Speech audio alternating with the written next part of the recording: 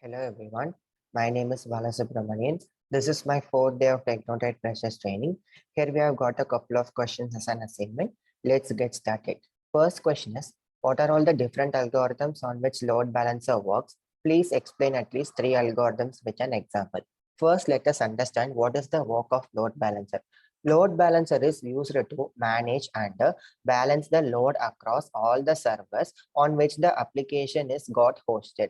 So this process is called load balancing. Load balancers are extensively used to check whether the server is running with 100% efficiency so that the application can respond to the user queries with a very limited response time. So, for example, let us consider the exam results of IIT or JEE get published. Many students will log into the web page and see the result. Here, what happens is load balancer acts as a virtual traffic police. It will distribute the network traffic among all the servers on which the website is posted so that the students can see the results with ease. We know what is the work of load balancer, but we need to know on what basis or what algorithm the load balancer works. There are actually many different types of load balancer algorithms. There are mainly 5 different algorithms of load balancer. They are round robin algorithm, weighted round robin algorithm, least connection algorithm, weighted least connection algorithm, and random algorithm. Let us brief everything into one by one. The first one is round robin algorithm. Round robin algorithm is the most extensively used algorithm for load balancers. It is also easier to implement in a load balancer. So let us understand this round robin algorithm with an example. Consider there are 2 servers behind the load balancer is waiting for serving the request from the clients. When the client number 1 is accessing the server by sending the HTTP client request, the load balancer will send the HTTP request to the server 1 for processing. When again client 2 is requesting the server for accessing the web page, it will forward to the server 2 because there are 2 servers in it. When the client 3 reaches the load balancer, it will forward this to the server 1 because server 2 is the final node in this cluster. So what will happen? When 4th client reaches the load balancer, it will forward to the server 2 and so on. It will complete the client responses in a cyclic fashion. So because of this, it is easier to implement in a practical way as well. Since it is also easier, has some disadvantages to deal with. What happens is when the server 1 has higher specifications than server 2, the load balancer will treat both of the servers equally. So it will distribute the load among both of the servers equally. So what will happen when one server is stronger and one server is weaker? Probably one server will go down and one server will be overloading much and much. So there will be so much complication.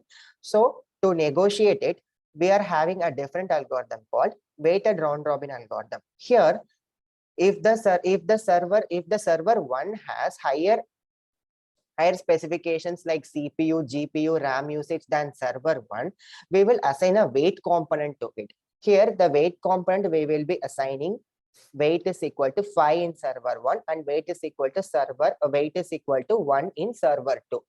Because why we are assigning weight component is the server 1 is 5 times greater specifications than server 2. This is the meaning for it. So we'll use the same round robin algorithm for distributing the networks. When client 1 reaches the load balancer, it will get to the server 1 for processing. When client 2, again it will go to the server 1. When client 3 comes, it will again go to server 1. When client 4 comes, it will go to the server 1. When client 5 comes, it will go to the server 1. So here the weight is equal to 5 is fulfilled. So when 6th client comes, it will redirect to the server 2 for processing. What happens when 7th client comes? The 7th client will be forwarded to the server 1. 7th, 8th, 9th, 10th, 11th. It will map up to 11th client request to the server 1 only because its weight is 5. When the 12th client comes into the picture, the load balancer will map into the server 2 because server 2 has lesser specification, server 1 has higher specification. So by like this, the weighted round robin algorithm works. The next is least connection algorithm. Least connection algorithm is also work as like round robin algorithm, but here when the server can possibly go down when some of the users are still processing it without leaving the server. Here what will happen, the client 1 comes to the load balancer, it will go to the server 1, it will fill as like the round robin algorithm. When the client 1 and 3 are disconnecting frequently from the server 1, the server 2 is utilizing its resources very frequently. Server 1's resources is utilizing more rarely. So what the load balancer will do, since 1 and 3 is disconnecting more frequently, it will map this 6th client into the first server itself. So if 1 and 3 will go, 5 and 6 would be processed by the server 1 and 4 and 2 will be processed in the server 2.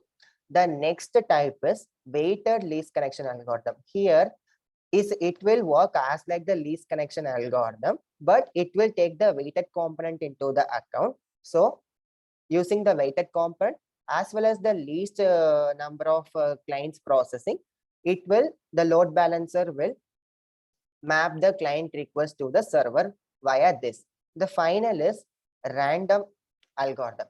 As the name suggests, the random, you can infer from it, random, this load balancer will provide the many random numbers to the client server incoming to accessing the server. So according to the random number, it will map the servers accordingly. So here also the load balancer will treat both of the server has same specification. This also like the round robin algorithm, except the fact that it will give some random numbers like 1 or 2 or 3 or 4. On the basis of the random number, it will map to the server. So that's all about the first question. Let's move on to the second question. Mention at least 5 different use cases where you think cron job is set in the application you use on a day-to-day basis, such as Instagram, Facebook, YouTube, Google, Flipkart, Amazon, etc. Cron job is nothing but when an automated piece of code written by developers is called as cron job. Here, the cron job is executed when a specific condition or criteria is met, or when the specific criteria is not met, the cron job is out of its execution.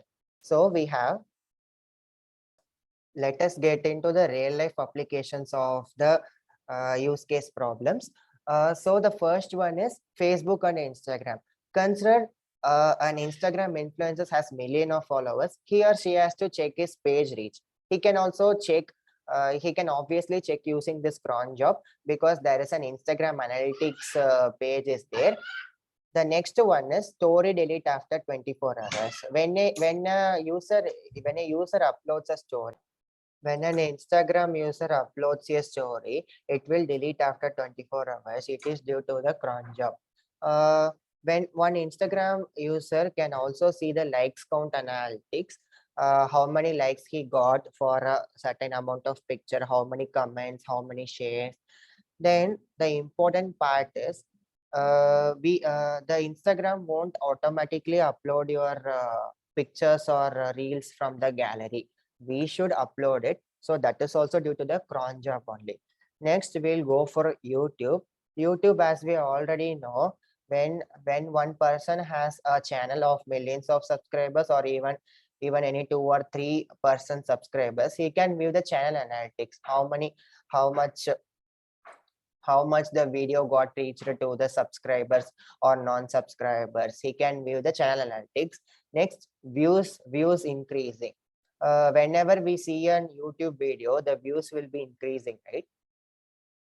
So this is also done by the cron job automatically. No person will sit near the video and will check how much number of videos, number of views, it is increasing. It is also due to the cron job only. The next important thing is copyright checking. Copyright checking during the uploading. When you upload a video in YouTube, it will check for copyrights. That is also due to the cron job only, because no person will check thousands and millions of YouTube videos for checking the copyright content. Next is Google. Google, we can like find that which is the mostly used query in the Google search engine. That amount is retrieved using the cron job. So when it comes to Flipkart and Amazon, the cron job is importantly taking place for sales analytics for the product by any dealer. If a dealer wants to see his sales analytics, he can also retrieve the data. If a sales guy want to see the sales analytics for a particular product, he can also take it. So these are all the some of the different use cases for the real life applications. The next question is, create a document to explain Neuralink dashboard with a screenshot, and what are all the different things on Neuralink dashboard and what is their use. For this question, I have prepared a Word document. Let me share this.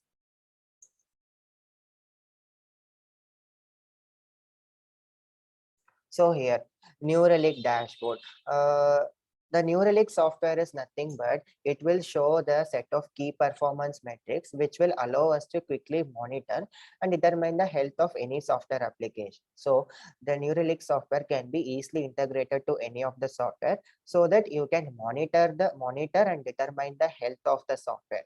So how much response time it is taking to respond to the user query. Likewise, we can easily find out it. So regarding the dashboard, it has 9 components, namely time picker, server or host connection, web transactions time chart, AppDex score chart, throughput chart, transactions, error rate chart, application activity, then host chart. The first and foremost is time picker. See, here is the time picker. Time picker is nothing but it is the specified time frame.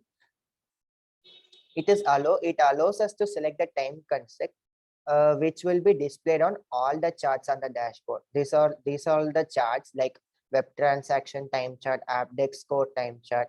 On all the chart, the specified time construct will be displayed.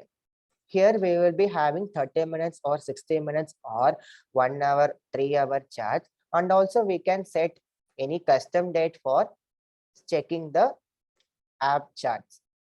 The next one is server connection. To the right of the time chart, we will be having the server connection here. So here, one application will be running on many servers, right? So here we will be having the servers list, and we can also view the aggregate data for all of the servers, or we can select any of the servers and can view the performance of any of it. The next one is web transaction time chart. So this thing is the web transaction chart. The web transaction time chart is the average response time of all of the transaction for an application over the selected time frame which we selected in the time picker. So in this chart, the response time is broken into many categories of application like server response, web external response, database response, etc. So here you will be having the different types of categories, like this is the JVM one, the sky blue color. This is the web external, the green color, and the blue line is the response time. Here we can include the databases like MySQL or Redis, which is also in different color. So it is like the heart of the application. Here we can monitor the health of the application as well. So the next one is AppDex score chart. AppDex score chart is this thing. AppDex score chart shows how closely the application meets its performance threshold as it is expected. The number in the square bracket is the threshold, we have mentioned it. The number to the left is the Apdex score. Apdex score will be always ranging from 0 to 1. If the application having the Apdex score of 0.99 or 1, it is the best Apdex score. So the next one is throughput chart. Throughput chart is right below the Apdex score chart. Here, if you are seeing, this is the throughput chart. So throughput chart shows how many requests per minute that the application is receiving for the specified time frame. So when a number of clients will be requesting to access the server, so that is the throughput. So that type of chart is called as throughput chart. The next one is transaction phase. So this is the transaction. So transaction is nothing but it has the list of 5 slowest transactions by response time. Here we will be having a bar or the time to click that the explanation will be given why it is so slow. The next one is error rate chart. This is the error rate chart. The error rate chart is nothing but it will show the percentage of the total number of transactions, which how many of those returned an error actually. The percentage of the error in the application within the time frame is shown in the chart.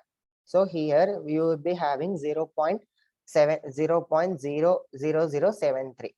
So it is less than the 100th of the percentage. So the application is so smooth that it doesn't even have a error rate of the hundreds of percentage.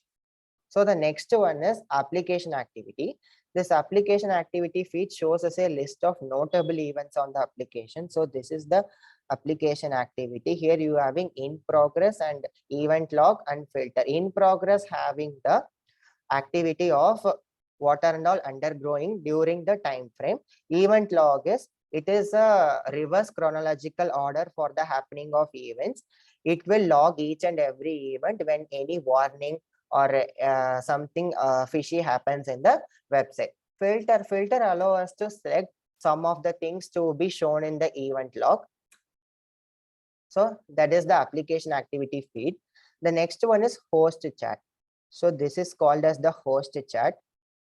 Host chart is nothing but it is a list of hosts or servers on which the application is running. Here it will give a key performance metrics like Apdex score, throughput, response time, error rate, CPU usage, and memory in a tabular form. Or if you want in a chart form, there is a button here. If you press it, it will become a chart so that it will become a line chart. So you can compare and see how the hosts are performing for the single application. Or if you need it in a tabular form, you can also do that as well. So the next question is, list out different use case where we can use AWS CloudWatch. AWS CloudWatch. Amazon CloudWatch is a component of Amazon Web Services, which provides monitoring for AWS resources and the customer applications on the Amazon infrastructure. User can actually access these CloudWatch functions through an application interface or API, command line tools, or AWS management console in the AWS login page. So what are all the features of CloudWatch? CloudWatch enables the users to collect and view monitoring data for AWS infrastructure in a single platform itself. So here we will be discussing about the different use cases for AWS CloudWatch. The first one is PushPay. PushPay is a cloud-based online payment solution that keeps organizations like schools, churches, education providers to centralize donation data and manage payment operation. It uses AWS CloudWatch to query logs, giving log insights, as well as reduce the operation interoperability.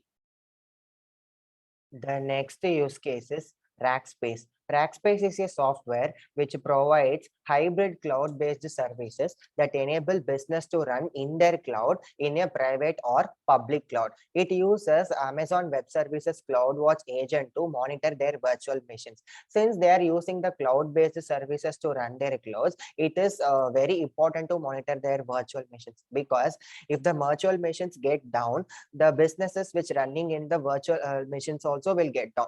So it is really important to monitor with this CloudWatch application. So the next use case is EBSCO. EBSCO is the leading provider of research databases, e-journals, magazine subscription, e-books, and services to all the e-libraries.